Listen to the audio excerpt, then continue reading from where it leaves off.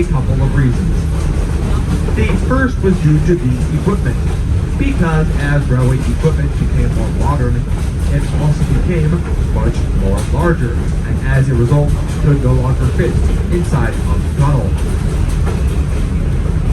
The second was that at the time, the tunnel was just a single track line, while the rest of this main line was built double track, or two tracks that race together parallel on the same line.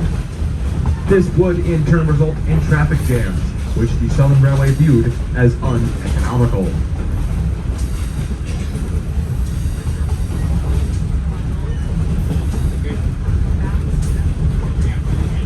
Now in just a moment, you'll hear a sound.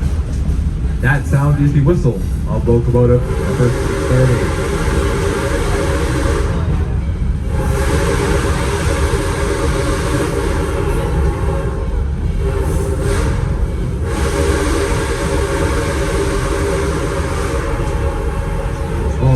Folks, we are now approaching Whiteside Tunnel. If you're in our open air car, the 1000, please keep all arms, hands, feet, legs, and children inside the train at all times.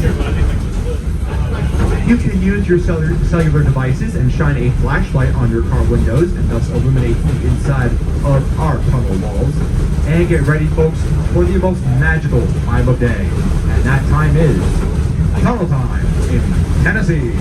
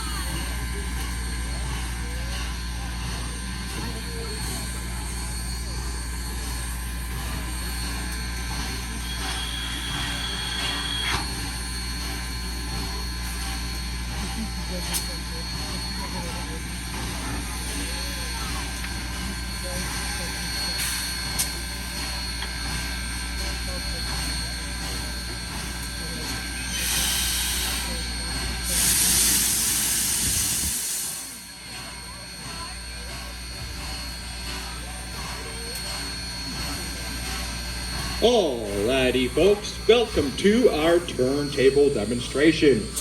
We have arrived here today at East Chattanooga, but not just East Chat, because we have arrived another place. Now that place is called the end of the line, and as you can see right over here, well, this is it. This is the end of our 3-mile main line, and that means we cannot go any further. So that being said, we're going to do something fun, and that fun thing is turn locomotive number 630 on what is called a turntable. Now this is our turntable, built back in 1916 by the American Bridge and Iron Company for the Central of Georgia Railway. It measures in at 80 feet in length, weighs in at roughly 80 tons, and is a fully motorized turntable powered by a 25 horsepower motor situated underneath. Now, that sounds cool, but when this turntable was first built, it was not motorized. This was originally powered by hand. This was a hand-powered turntable, an Armstrong table, if you will, as it would take four people to turn this very thing around by themselves, and they did it by hand.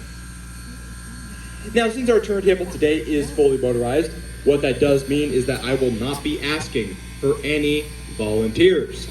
That means y'all are safe. That being said, we're going to use a special item which will help turn this very turntable around. That special item is this finger. Now, what I'm holding up, this is not just any ordinary finger. Make no mistake. This here, folks, is the magic finger. What's going to happen is your conductor, Jason, is going to use his magic finger. And when he does, he'll touch a button or two. And when he does that, I think we'll spin. I sure hope we do, Jason.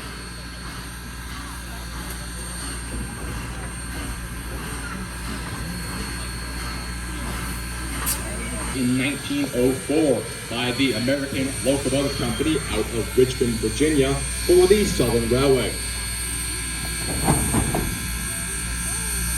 The 630 is classified as a 280 or a consolidation type steam locomotive. What I've just said, this refers to the wheels on the engine. So, for instance, up at the front, we have those two wheels there. Those are referred to as the pilot wheels, because, like a pilot of an aircraft, they're here at the front of our locomotive.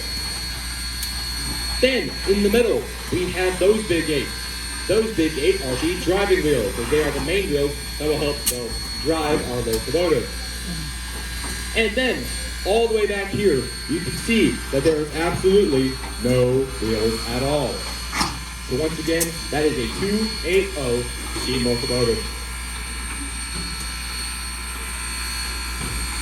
630 ran for the Southern Railway until they retired in 1952, after which she was sold off to the East Tennessee and Western North Carolina Railway, becoming a number 207, where she ran until 1967.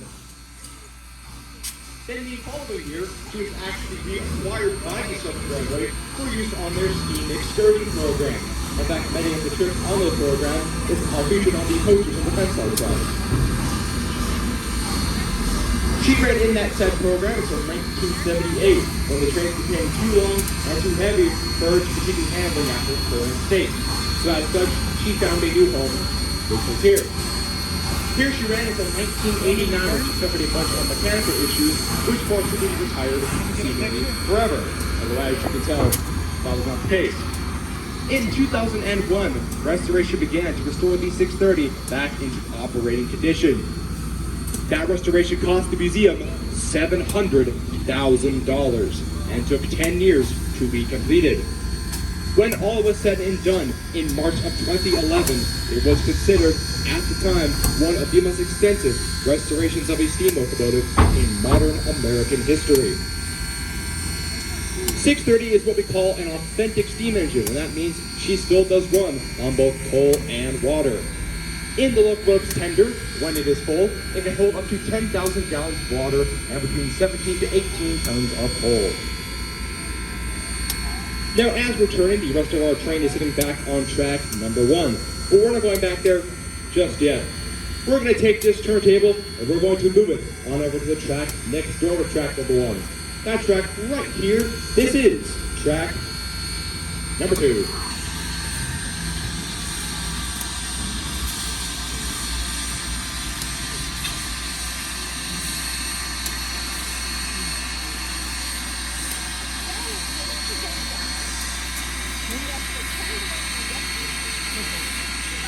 Alrighty, folks, let's give our crew a big round of applause.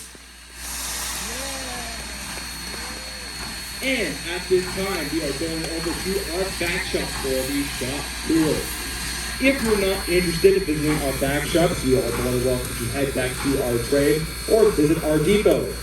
But if you'd like to see our shop tour, then I do encourage you to follow me right this way. Once again, our shop tour begins at the crossing right this way.